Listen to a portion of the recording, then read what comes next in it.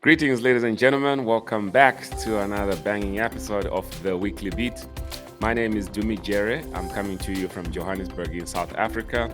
As usual, my co-host, partner in crime, and sister Maggie Omutesi in Dakar, Senegal. Maggie, how are you doing? I am doing fantastic. Dumi, I have to say you're one of the few people that actually pronounce my name so right. Omutesi. Oh, yeah? Yeah. And every time you say it, I'm just thinking, wait, he did it again. But now I've realized it's you actually know how to pronounce it. Well, we've been doing this. We've been doing this for about a year and a half, if not almost two. 2 years, yeah. I should be able to get things right by now. Absolutely. Dakar is okay. How is Johannesburg? A lot of Zuma news, darkness. There's always something coming out of that place. Yep. South Africa is like that these days. If it's not a lot of darkness from load shedding, it's president embroiled in some allegations of corruption and money laundering. Yeah. But anyway. Something like those movies you watch, House of Cards or Scandal. Right? Oh, there is another. Oh, I don't know. Oh, it's that, Yeah, man. But I guess at the end of the day, sometimes, yeah, it's a lot goes on in politics. And speaking of politics, the government of Zimbabwe, I think last month, at the end of June or beginning of July, they received a new parliamentary building at the cost of about. Anyway, some sources say $140 million, some say $200 million. Anyway, I guess the cost is in between those numbers. But this was a loan or a donation, if you want to call it, from the Chinese government. And that got me thinking about a lot of things with regards to Chinese involvement in Africa. Many other buildings in many other countries have been financed this way. And I always wonder, like, is China that really good a friend, or is there a catch here? I just thought, maybe we should touch on this on our podcast this week. What are your thoughts? It reminds me of that story of China putting up the infrastructure for the African Union headquarters in Addis. I don't know if you remember the story, which was actually that it wasn't true, that they had put some, can I call it spy software as they constructed the building, so they knew what was happening. But until now, the story was never confirmed that it was true. So there were allegations that the Chinese government denied, and obviously the AU denied. But to be honest, to me, I don't know how I'm going to sound. But I guess one of those episodes that we agree to disagree. China coming up to donate, I read that they're replacing actually a colonial building that has been in Zimbabwe. So it's like, demolish the old one and put a new one. I don't know if we should at this time be receiving donations of really buildings, especially like a parliament. But unfortunately, some governments have failed to even put up the simple infrastructure, like parliament for your own country.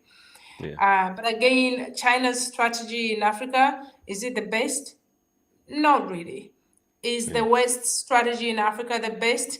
History says no. Even the president says no. So, why then go on one side and it's all about China and China?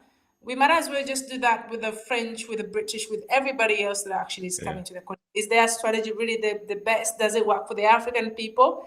No. We can only put a structure, and we can only really help serve ourselves. So this is how I always think about it.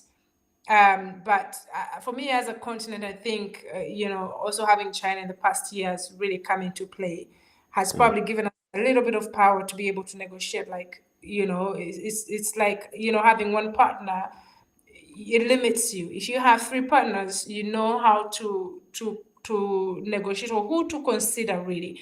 The big question, or the big elephant in the room, is always, do we really get the best deals, the best contracts? Are we really able to take advantage of the fact that we have different players that are interested in helping in terms of infrastructure or partnerships, or even trade and investments?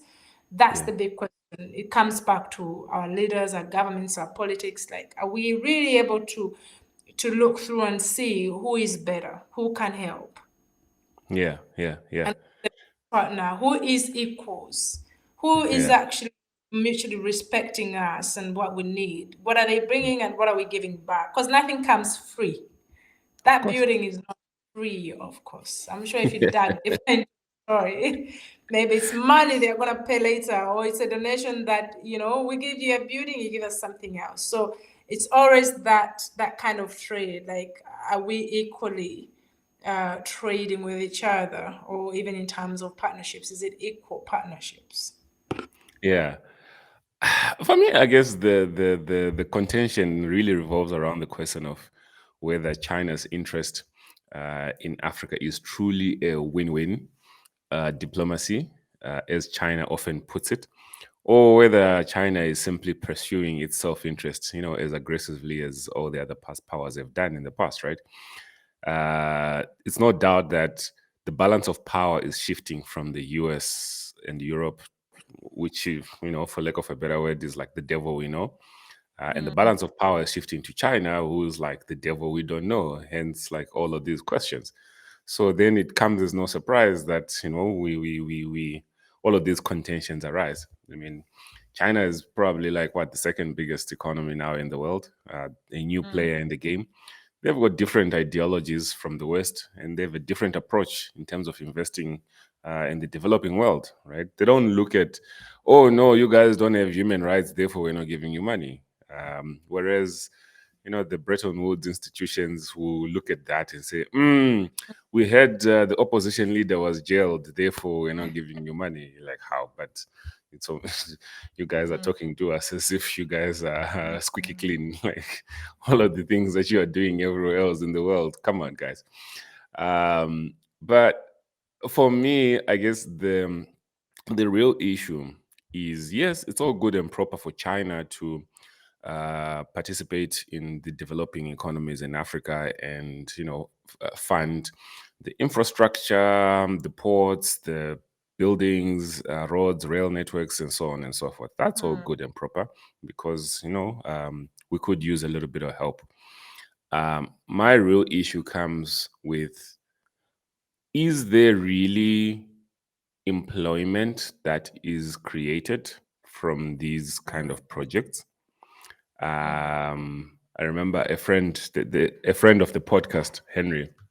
You mentioned a point that, guys, like, I see some of these projects coming up in all of these different countries, funded by the Chinese, and I see Chinese contractors there. And we've read so many stories about, China flying in lots of Chinese laborers to, do the work on these particular projects. And then you're like, okay, so what's in it for us then? Like, we're just getting a building um, at a time when there's so much youth unemployment in our continent. Yes, sure, the youth are sometimes employed in some of these projects and going on. But then there's another question that rises of human rights abuses. The late John Magufuli is very famous uh, for having a run-in with Chinese contractors that Yeah. were allegedly abusing Tanzanian local contractors. So it's for me, it's those questions to say, okay,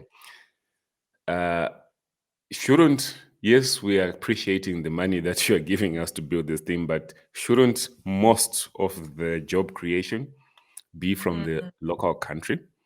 And not only that, shouldn't there be a technology transfer?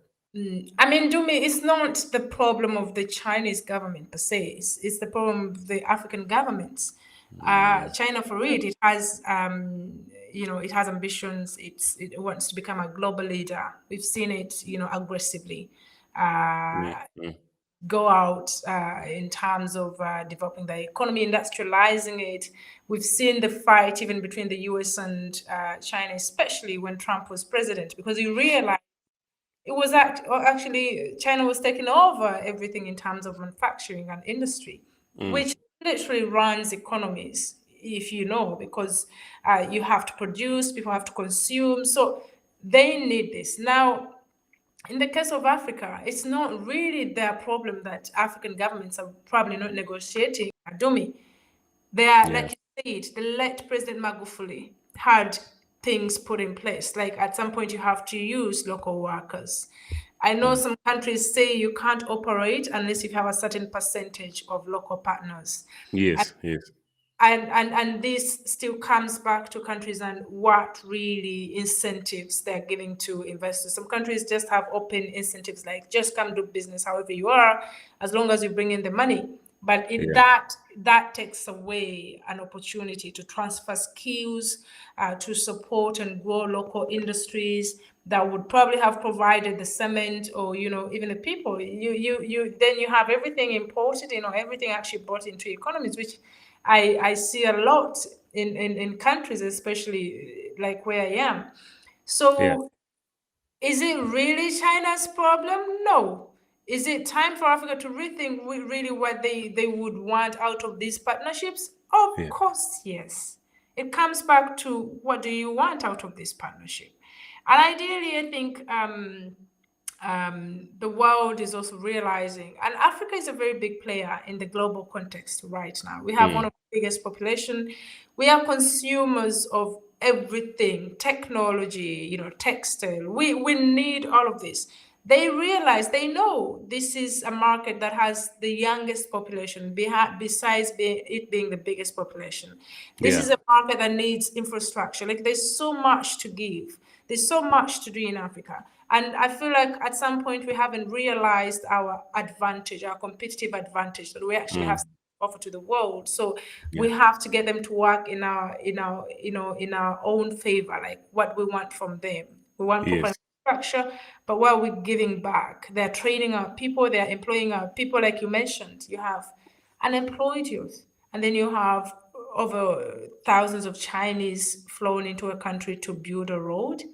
Not possible. That is not how you would have imagined a scenario to play out in 2022. Yeah.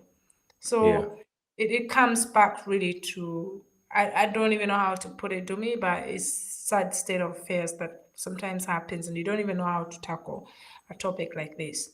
Like I said, Mm-hmm. you know, it's up to us really. I'm inclined to agree. Now that you raised that point, I hadn't looked at it like that. And yes, it would seem that our African political leaders,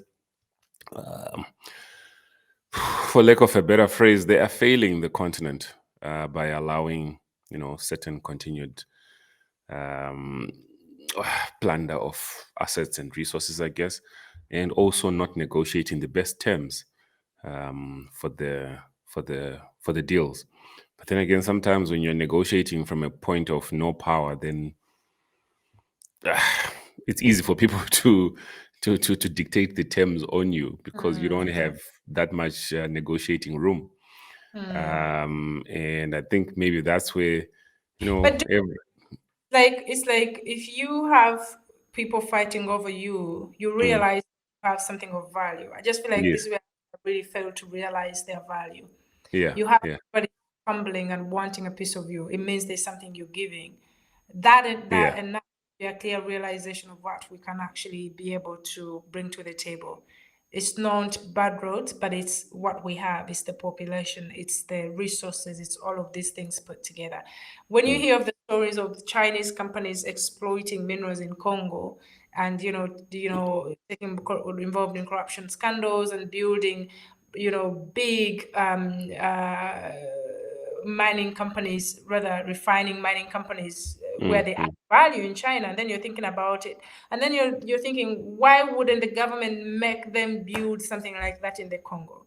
as a Yeah. way of giving you a mine, you have to set factory here, and these minerals actually you have to add the value from Congo, like give us something back beyond just taking away and the money. But because there's Yeah. so much corruption embedded into it, it's Mm-hmm. just monies that go in people's pockets. So you read all these stories, and it's like we just don't know what we have.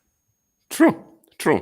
And I guess the time is now for us as Africans collectively to take a page from China's playbook on development and sovereignty. We, on the one hand, let's keep our homes in order, and let's also on the other hand, let's make the best out of the competition between the great powers and regional players, whether they're from the West, Far East, or Middle East. I mean, just early this year, there was a Turkey-Africa summit.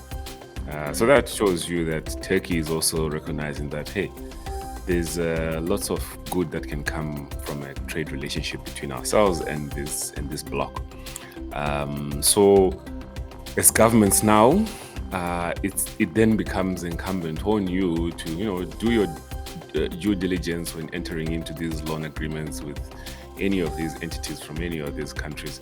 The feasibility of these projects, assess it properly, and the best possible terms for the loans, negotiate them well. At the end of the day, also ensure that funds are used efficiently for the projects in which they are intended. So yeah, you're right. I guess my takeaway from this conversation is that we can't necessarily blame China. China is already winning the hearts and minds of lots of other Africans. Our leaders, need to negotiate better deals, better terms, see who's offering what, because there's lots of interest. Who knows? Very soon there'll probably be a UAE Africa summit or a Singapore Africa summit. Like all of these summits that are always going on. Like, let's go there and negotiate properly. Yes, we live in hope, but my hope and prayer is that the AFCFTA will go a long way in negotiating good terms for everyone. But hey, that remains to be seen. On that note, folks, we're going to have to leave it here. Thank you so much for tuning in to this broadcast/podcast. Truly appreciate. We couldn't have done any of this without you. And I hope you enjoy listening to this half as much as we enjoyed recording it for you, because we had fun. From me, Tumi Jere, in Johannesburg, South Africa, and Maggie Omotesi in Dakar, Senegal. Here's to peace and profit.